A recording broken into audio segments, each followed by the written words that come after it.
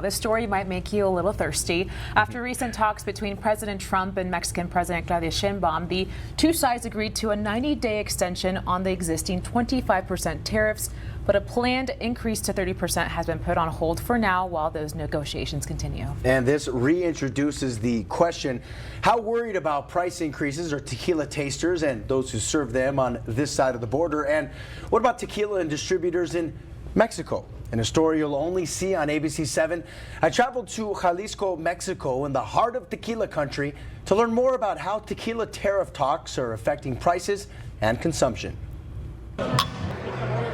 Everybody seems to have a friend that loves tequila, like my El Paso buddy, Manish Sundrani. And consumption by Americans has increased rapidly over the last decade as production south of the border continues strong. All the while as tequila tariff talks continue. It definitely could come into the equation on do I need to be buying that tequila with that added tax, being that added tariff? So you can imagine how concerned people are like Manish. Adding tariffs is a tax on the consumer. Who indulge in agave-based spirits. Speaking of agave, scores of agave plants take up hundreds of square miles of land in the Mexican state of Jalisco. So I took a bus from the city of Guadalajara right here to Tequila, Jalisco, and I talked to a few of the vendors, and they frankly are a bit worried.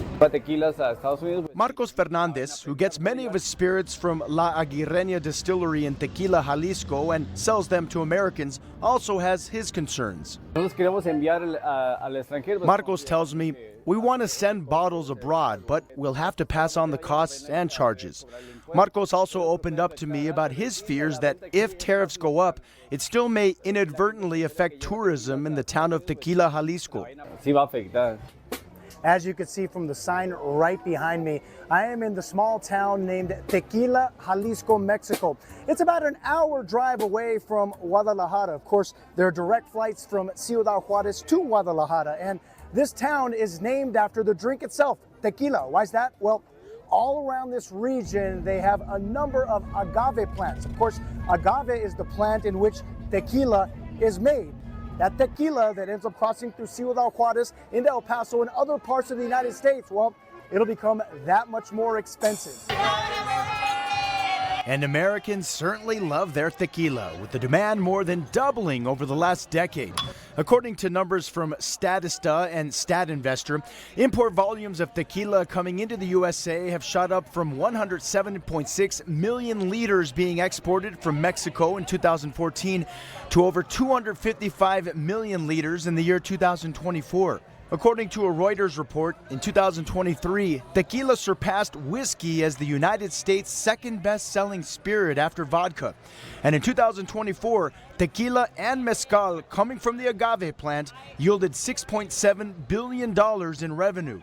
That is $1.5 billion more than American whiskey and just $500 million less than vodka. We may be able to absorb the whole tariff. Adrian Gonzalez, the general manager of downtown El Paso's Plaza Hotel, which is known to have the widest variety of agave spirits on United States soil, tells me so far the tariffs haven't been passed down to their consumers. We're just waiting to see what happens, and as our vendors, because they communicate with us every day, tell us, hey, this is the last delivery at this price. Your tequila starting tomorrow will cost this much.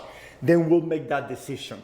Do we absorb part of it and reduce our profit, or do we just pass the entire tariff to our clients? It's going to have to depend. That said, the Plaza Hotel's agave room and the bar at the Ambar restaurant still may not pass the upped tariffs to consumers in order to keep prices of tequila down. And back in Jalisco, Mexico, Marcos says it's not convenient for the USA or Mexico to increase the fees for imports. In some cases, we may be able to absorb the whole tariff, right? To continue not only pleasing our guests, because they're very loyal, and if suddenly they're going to go 35% more expensive, they may not move. So we're going to have to play it by ear. Playing by ear as the shots continue to go down smooth through the mouth, as all eyes are on the next round of tequila tariff talks, as die-hard agave drinkers and distributors must truly adopt the positive attitude of, if life gives you limes, make margaritas. And salud to that.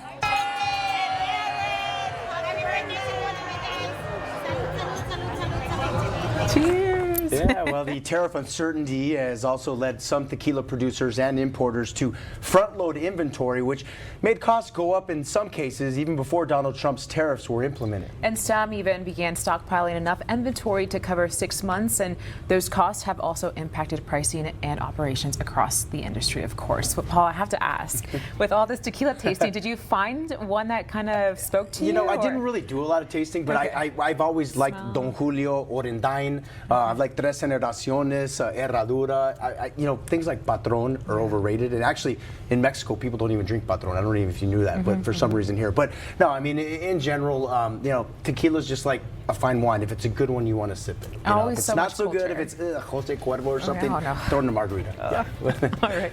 Well, we're going to be right back with a look at your sports. Stay with us.